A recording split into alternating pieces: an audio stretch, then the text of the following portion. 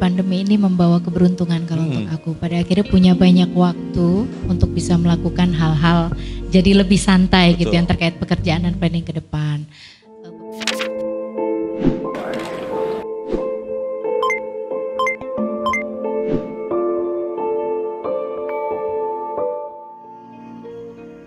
Penyanyi Eri Susan sudah malang melintang di berbagai panggung musik dan puluhan lagu telah dihasilkannya. Penyanyi kelahiran Lamongan 30 Desember 1978 ini mengawali karir saat ia masih berusia 5 tahun. Tapi saat itu, ia belum menggeluti musik dangdut melainkan menjadi penyanyi rock. Kemudian Eri Susan mengikuti kompetisi festival musik rock se-Jawa Timur dan berhasil menjuarainya dengan hadiah bergabung bersama label dan mendapat kesempatan rekaman. Saat itu Eri Susan bergabung dengan label yang menaungi penyanyi Anggun C. Sasmi, Slank hingga Jamrud. Sayangnya karena saat itu Eri Susan masih kecil, ia tidak dapat kesempatan rekaman, namun bisa merasakan manggung keliling berbagai kota di Indonesia bersama Anggun C. Sasmi hingga Slank. Lalu Eri Susan mencoba peruntungan lain dengan mengikuti ajang Piala Rhoma Irama dan berhasil menang sehingga mendapatkan piala serta uang.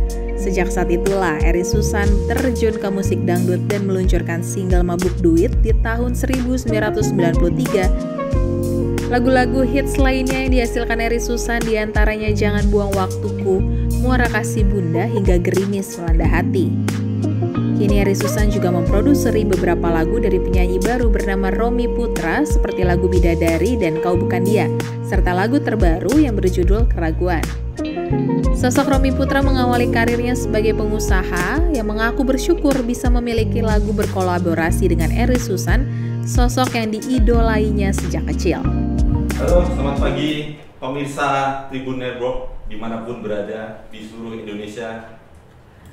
Pagi ini kita kedatangan tamu, ada Mbak Eri Susan, ada Mas Romy Putra. Mbak Eri Susan sudah 27 album, mulai bernyanyi tahun 1991 sejak mengeluarkan album dangdut pertama ya Mbak Eri. Anak-anak waktu itu masih SMP Mbak Eri. Iya, SMP kelas 1. Kelas 1. Kemudian ada Mas Romy Putra. Mas Romy Putra sekarang sedang mencoba menyelami industri musik Indonesia ya. Sejak Desember ya Mas Romy Putra ya? Sejak Desember. 3 lagu sudah dikeluarkan Mas Romy. Yang terbaru judulnya Keraguan yang diciptakan Mbak Eri. Nah, hari ini sekarang kita akan ngobrol, kita akan kupas cerita di balik duet mereka. Mbak Eri, ya. Saya ke Mbak Eri dulu sebelum Mas Romy. Sebelum ketemu Mas Romy, kemana aja Mbak Eri? Biasa, seniman, kerjanya nggak jauh, ngamen kesana kemari, on air, off air masih, cuman memang sejak pandemi jadi lebih banyak punya waktu untuk melakukan hal yang sebenarnya aku suka, yaitu menulis lagu gitu. Jadi off airnya berhenti dulu? Untuk saat ini iya, karena kondisinya tidak memungkinkan, kan belum kondusif ya gitu. Terakhir manggung kapan Mbak? Terakhir manggung itu, waduh, awal-awal pandemi masih itu acara wedding di Jogja. Tapi memang betul-betul suasananya berbeda ya, maksudnya protokol kesehatan diterapkan, jadi memang yang biasanya di satu gedung itu sebenarnya muatnya untuk 1000 undangan, ini hanya untuk, jadi mereka bikin 2 kali, jadi dibagi undangan pertama 500 orang, berikutnya 500 orang, di mana duduknya memang dibuat satu persatu berjarak, dan mereka tidak diperbolehkan untuk bersalaman dengan mempelainya seperti itu. Jadi seluruh pengisi acaranya juga sebagian pakai masker, sebagian pakai face shield gitu. Kerjaan sudah ada itu? Sudah. Mas Romy, boleh diceritakan sebelumnya apa, katanya Mas Romy Putra ini punya kantornya banyak di Jakarta. Nah, kemudian memutuskan untuk entah ini banting setir atau memang sedang mencoba menyanyi gitu. Setelah ketemu Mbak Eri barangkali boleh cerita Mas Romy seperti apa awalnya? Iya, jadi memang aktivitas selama ini adalah sebagai salah satunya pedagang, kemudian buka usaha beberapa di bidang usaha dagang peralatan. Sejujur-jujurnya coba. Ya, alat-alat industri biasanya. Kemudian beralih ke teknologi, jadi saya ngembangin beberapa platform teknologi, software, hardware seperti itu. Nah, kemudian kalau untuk masalah bernyanyi itu memang cita-cita sejak kecil. Dan memang idola saya itu dari kecil, dari masih sekolah itu kayak Susan. Jadi ini cita-cita yang memang saya udah lama berarti ya. Udah lama. Yang perlu di garis bawah itu ya, masih kecil. Tua banget itu Iya. ya. Disebut umurnya beda usianya disebut nggak usah. Jauh. Umurnya. Mas Romi emang dari kecil di Jakarta atau? Saya di Balikpapan. Tinggal di Balikpapan. Balikpapan setelah lulus sekolah menengah, saya hijrah ke Malaysia. Oh, sempat ke kemudian Malaysia. ke Singapura, baru Batam. Di Malaysia sempat nyanyi? Di Malaysia enggak, saya murni saya kerja. Oke, kerja. Cari kerja, kemudian sekolah di Singapura. Mulai terpikir untuk bernyanyi tuh sejak kapan? Kapan titik baliknya tuh ingin bernyanyi tuh? Itu 2 tahun terakhir ya, di 2017 akhir. Saya waktu itu posisi lagi di Singapura. Saya waktu itu lagi hits, ada lagu hitsnya kayak Susan, judulnya Gerimis Melanda Hati. Saya dengerin, enak nih lagu, idola saya juga yang nyanyi. Saya coba belajar lagi, kebetulan waktu itu suara saya hancur sekali. Nah, jadi kangen lagi sama musik. Jadi dulu saya sempat jadi pemusik juga tahun 2002 di Singapura. Di Balikpapan. Di Balikpapan. Ya, lokal dengan band lokal. Karena Mas Romi Putra juga selain nyanyi menguasai beberapa alat musik ya Mas Romi ya. Belajar. Iya, belajar bilangnya. Belajar. Sambil tetap pola vokal ya. Sambil pola vokal. Bahasanya pola vokal. Kemudian ketemu sama Mbak Erinya kapan ini? Waktu saya lagi mau proses single pertama di Desember. Ya, ketemunya sih di bulan Novemberan ya, gitu, awal. Ketemunya gimana tuh? Saya dikenalkan sama pencipta lagu dari single pertama. Jadi single pertama itu Mas Aziz Iskandar. Single pertama Mas Romi ini judulnya Bidadariku. Iya, kemudian beliau pencipta lagu sekaligus arrangernya di musik. Tapi kan saya masih awam waktu itu di industri musik. Saya belum tahu untuk recording itu seperti apa. Jadi saya butuh vokal director, nah direferensikan ketemu sama Kak Eri. Oh, jadi cinta lama bersemi kembali ya? Kayaknya ketemu idola masa kecil. Idola. Oke. Itu langsung klik apa gimana? Atau butuh proses. Proses kayaknya susah ditemui, sibuk sekali. Kemudian akhirnya ketemu waktu itu. Ketemunya di Jakarta berarti Mas Romi? Saya di Jakarta.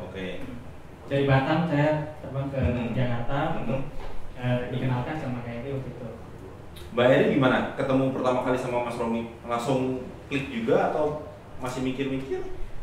Jujur awalnya sih nggak tahu ya, karena proses pertemuannya sama Romi itu saat saya lagi mendirect proses recordingnya artis yang saya produseri juga, namanya Julia Bio saat itu. Jadi aku lagi mendirect proses recordingnya dia. Tiba-tiba datanglah makhluk ini, ya kan? Nah saat itu berkenalan ya, Rom. Tapi sebelumnya belum tahu gitu. Sama sekali ya? Apa sama sekali belum tahu, kayaknya nggak tahu sekali. Saya datang dibawa sama Mas Ari. Berikutnya dari pihak manajemennya aku, dari manajer menjelaskan begini. Ya saat itu kebetulan di single pertamanya Romi pengen banget proses recordingnya didirect sama kayak Susan. Nah itu sebenarnya ada beberapa list referensi gitu. Jadi di luar Mas Romi ada penyanyi yang lain? Bukan, di luar yang ada referensi. Lagu yang lain maksudnya? Sebagai vokal directornya. Vokal director, jadi direferensikan beberapa senior dan coach gitu kan. Nah, selain Kak Eri, cuma karena saya sudah melihat listnya ada Kak Eri Susan, ya kan? Ya udah ini aja harus jadi saya. Kebetulan juga yang memperkenalkan itu arranger itu yang ngerjain album saya yang ke-14, album Jangan Buang Waktuku, Makasih Bukan. Oh jadi sebelumnya emang Mbak Eri udah kenal lama dengan arranger.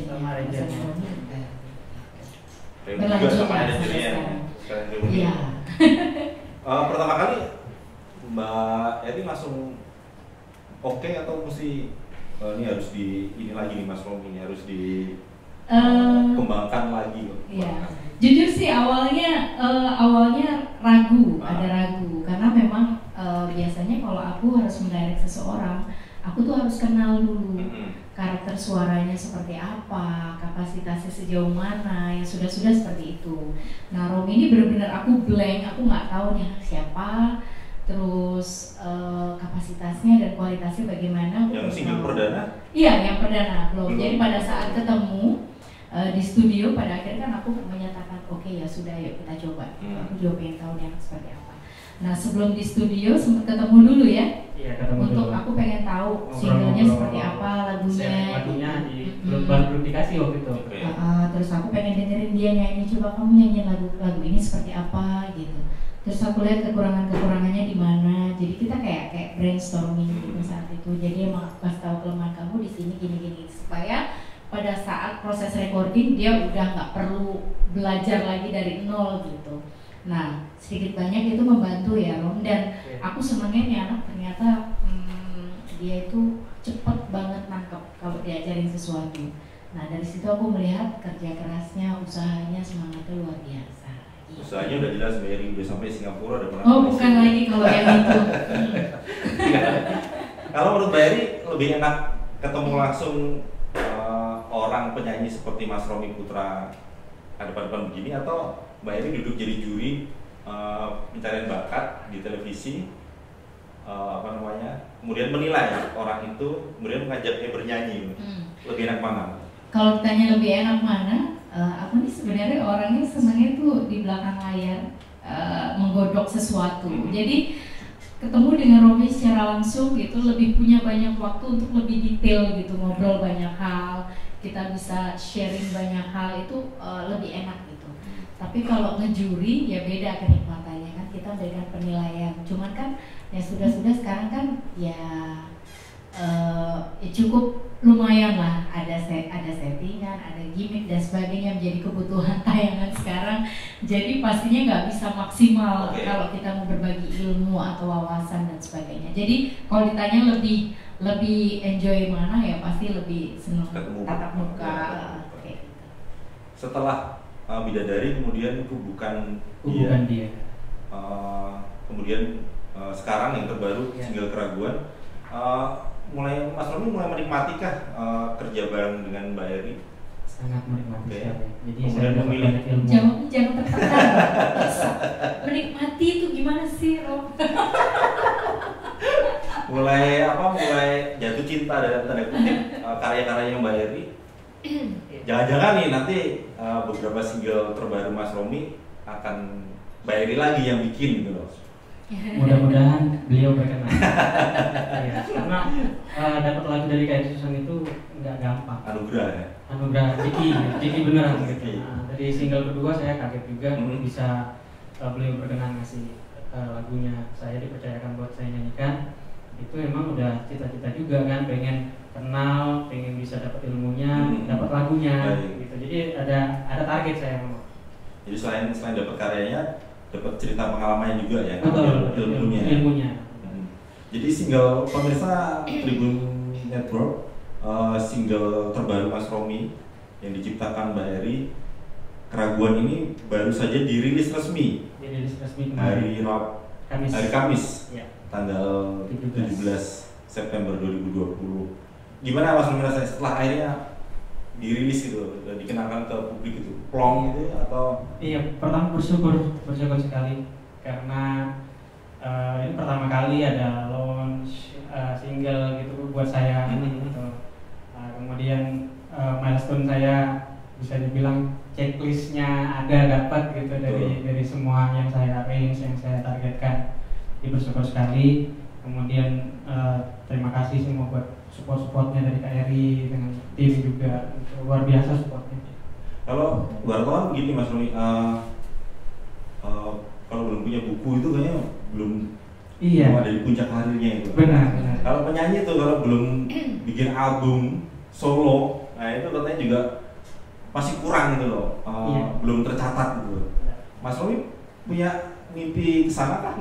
Iya, ada mimpi saya itu jadi timeline sudah tertuang jadi target saya ini bulan sekian saya bikin apa, kemudian nanti tahun depan saya bikin karya apa lagi sampai itu tercapai sampai jadi album. Memang kita ingin punya album. Tidak hanya berhenti di tiga single ya. Ada rencana memang apa album solo berarti ya? Iya, rencananya buat album. Mudah-mudahan jalannya ada, rezekinya ada, Eri masih berkenan support saya. Amin. Di karya-karya berikutnya. Yang penting ada waktunya ya guys. Jadi doang loh. Tergantung itu ya. Itunya. Mas Romi, selama bertemu Mbak Eri, apa yang selain lagu, apa yang didapatkan selain lagu, ilmu, apa sih cerita apa sih yang menarik dari Mbak Eri untuk Mas Romi bisa bisa diambil sebagai penyanyi, terutama penyanyi dangdut? Iya, yang satu hal yang paling saya syukuri dari karya Susan itu adalah saya dapat ilmu untuk bagaimana cara menjaga attitude saya sebagai seniman. Jadi selain dari teknis itu kan memang wajib ya, udah standar pakemnya untuk kita jadi seorang penyanyi gitu. Tapi di luar itu saya diajarkan untuk menjaga attitude. Harus seperti apa sih penyanyi yang sebenarnya itu menjaga karirnya, berkaryanya seperti apa? Ya, jadi sebenarnya kasarnya nih, jangan aji mumpung mencari keuntungan melalui dangdut. Kalau memang punya keinginan, mimpi dan hasrat yang kuat untuk terjun di industri musik harus serius kan seperti itu. Total ya? Betul. Iya, betul. Serius. Jadi keseriusan itu dibuktikan dengan terus berkarya, menjaga kualitas karyanya, terus yang pasti karyanya harus bisa menjadi kontribusi di industri musik dan seperti itu sih. Nah ini kalau misalnya gini Mbak Eri, Mas Romi ini ternyata yang saya tahu ternyata masih kerja kantoran tuh. Mbak Eri punya saran apa itu buat Mas Romi, harus meninggalkan pekerjaannya kah dan fokus di musik, atau bisa jadi dua-duanya? Gini sih, kalau ya memang sebenarnya kalau untuk bisa maksimal itu kan dibutuhkan totalitas gitu. Cuman aku pribadi juga menyadari betul karena basicnya Romi juga kan memang pekerja gitu. Jadi which is itu adalah passionnya dia juga gitu loh, untuk kehidupan dia ke depan dan masa depannya dia. Jadi bukan kapasitasku untuk menjawab, harus pilih salah satunya. Sejauh dia bisa bersinergi atau mengatur waktunya dengan baik, maksudnya dua-duanya bisa berjalan dengan baik, kenapa enggak gitu. Gimana Mas Romi? Iya, saya pertama memang terganggu dari segi waktu ya, karena memang kan itu proses untuk transisi dari saya aktivitas yang selama ini saya kerjakan, kemudian saya mengambil keputusan untuk saya fokus di musik. Jadi saya memang tahu konsekuensinya, saya sudah pertimbangkan matang-matang. Nah, memang saya ingin fokus di industri musik, tapi juga tidak meninggalkan pekerjaan-pekerjaan saya sebelumnya. Jadi saya berpikir keras nih, minta masukan dari Kak Susan, dari abang-abang saya yang lebih saya, dari tim juga, ini saya harus seperti apa. Jadi saya membuka pikiran saya untuk terima masukan dari teman-teman dari tim gitu, untuk saya bisa sinergikan fokus di industri musik, tapi pekerjaan saya tidak saya tinggalkan, bisa sinergi. Jadi yang terjadi sampai hari ini dua-duanya tetap jalan ya? Dua-duanya alhamdulillah tetap jalan. Pas kebetulan ada COVID-19, jadwal manggungnya juga terhenti, promonya juga akhirnya terbatas. Baik. Nah, tapi bersyukurnya kan memang selama pandemi ini kan orang lebih banyak ke sosial media gitu. Jadi ya buat kita fasilitas masih bisa dipergunakan, masih bisa. Dengan teknologi sekarang sudah maju, kita masih bisa jalan. Baik. Ada berapa lagu di album terbaru ini, Mbak? Ada kurang lebih sekitar 12. Jadi ada 10 lagu plus 2 bonus track sih. 2 bonus track. Kenapa Samudra Cinta yang jadi single perdananya? Sebenarnya di album ke-27 ini isinya itu ada beberapa lagu hits aku karena ada beberapa lagu yang diciptakan juga, ada Senandung Rindu, ada Terima Kasih Bunda, terus ada Gerimis Melanda Hati. Nah, cuman memang ada 3 lagu baru yang ada di situ yang betul-betul fresh. Itu Perlakukan Aku Dengan Indah yang merupakan judul albumnya. Terus ada Senandung Rindu, Samudra Cinta, dan satu lagi apa ya kemarin? Aduh kok lupa.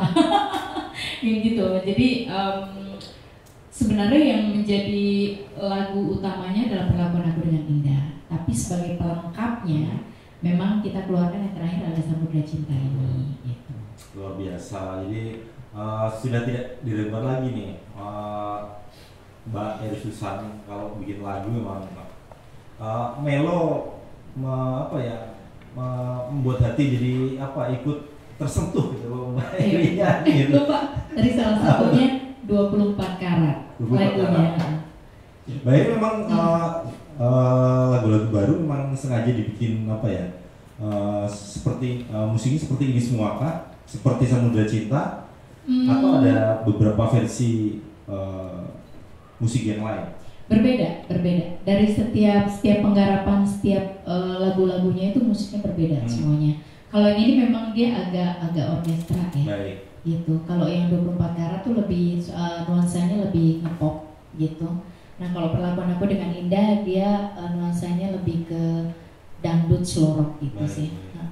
Jadi mengingatkan Mbak Eri Susan dulu awal-awal memulai karir di industri musik Indonesia, justru nyanyi rock ya. Beberapa kali ikut festival musik rock ya. Rocker ya. Kemudian pindah jalur ternyata hatinya di dangdut. Apakah itu Mbak Eri kemudian agak-agak slow rock kemudian? Jadi gini sebenarnya musik itu. Jadi saya tuh mulai nyanyi umur 5 tahun. Jadi 5 tahun tuh udah manggung dari satu tempat, dari satu panggung ke panggung yang lain, dari satu kota ke kota yang lain. Cuman dari kecil memang sudah all round, nyanyi tuh udah keroncong, dangdut, rock, pop, apa aja gitu. Cuman memang paling dominan tuh di rock. Rock. Nah dulu beberapa kali ke festival juga rock. Nah terakhir yang membawa aku ke Jakarta itu adalah karena menang festival lagu rock se-Jawa Timur. Waktu itu yang diselenggarakan oleh Radio Susana Surabaya bekerja sama dengan label besar saat itu, Lox Labor. Di mana saat itu artis Lox Labor tuh ada Anggun C. Sasmi, ada Slang, ada Yosi Luki, Jambrut. Nah hadiahnya tuh pada saat ke Jakarta tuh harusnya aku rekaman. Cuman saat itu kan baru lulus SD gitu, terus di Jakarta ini televisi masih 1, TVRI, ada batasan umur, jadi akhirnya belum bisa mau dikasih lagu anak-anak, nanggung dikasih lagu dewasa juga belum pantas. Akhirnya cuma dibawa manggung-manggung tuh sama Lox Labor gitu kan, bareng Anggun C. Sasmi, waktu itu homepage-nya Slang gitu, nyanyi aja kemana-mana gitu. Sampai akhirnya, waduh sampai kapan ya nunggu umur cukup umur gitu kan? Ya udah akhirnya gede aja tuh ya. Aduh susah, akhirnya ya udah sampai satu momen udah kita menyerah, mungkin bukan jalannya di sini, udah kita pulang kampung aja deh gitu. Nah kebetulan ada tawaran, aku lihat ada selebaran, terus ditawarin oleh salah satu pencipta lagu dangdut, karena dia tahu juga aku bisa nyanyi lagu dangdut. Karena pada saat waktu dulu masih kecil tuh manggung-manggung, aku udah biasa jadi penyanyi pendamping kalau ada artis dangdut dari ibu kota gitu.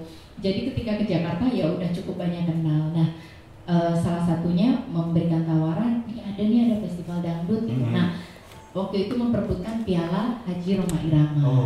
Nah aku ngikut tujuannya adalah bukan untuk nanti menang rekaman, enggak, lebih kepada lumayan nih hadiahnya 800.000. Kalau berangkatnya kemarin kita ke Jakarta naik kereta hanya bisa ekonomi, tidur di atas koran di depan toilet, kali ini dengan uang 800.000 kita bisa duduk gitu, walaupun ekonomi juga nggak masalah gitu. Akhirnya ternyata menang dan saat itu kebetulan juara satu. Pialanya masih ada Pak? Pialanya Pak Haji Rumah? Masih. Terus ya udah kebetulan saat itu ada salah satu produser yang lagi nonton kegiatan itu, kebetulan lagi mencari penyanyi dangdut remaja yang belum pernah rekaman gitu. Nah saat itu akhirnya aku diaudisi dari sekian banyak penyanyi yang sudah diaudisi dengan lagu yang sudah ada, itu judulnya Mabuk Duit. Nah ternyata dari sekian banyak yang diaudisi, akulah yang dipilih. Nah melalui lagu itulah namaku mulai dikenal di kalangan penikmat musik dangdut. Akhirnya lebih banyak di dangdut sampai dengan sekarang. Dari tahun 93 berarti ya? 92. Oh 92. Gara-gara mabuk duit. Gara-gara mabuk duit jadi dangdut. Tadi Mbak Eri sempat cerita apa namanya soal lagu-lagu yang agak slow rock ya terakhir ya Mbak Eri.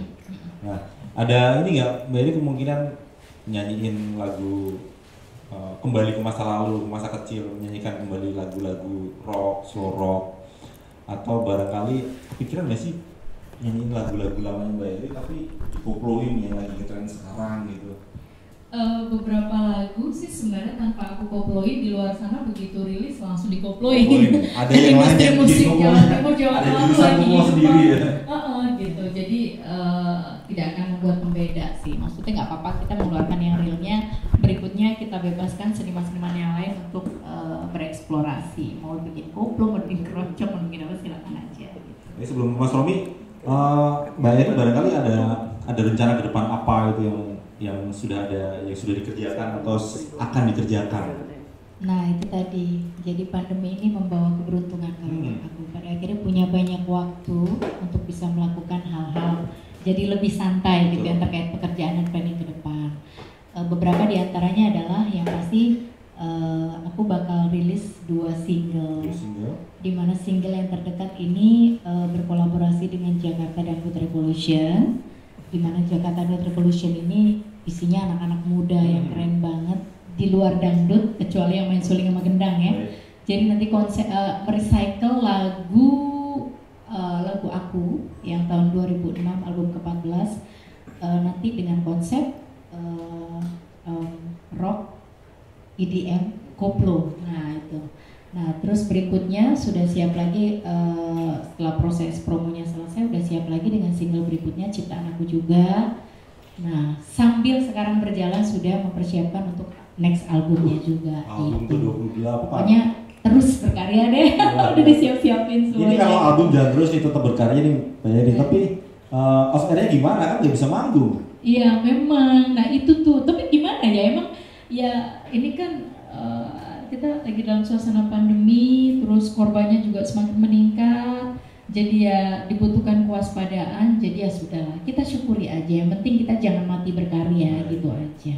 Tetap berkarya meskipun manggungnya bisa virtual ya sekarang. Bisa secara virtual sekarang. Ya. Iya betul sekali.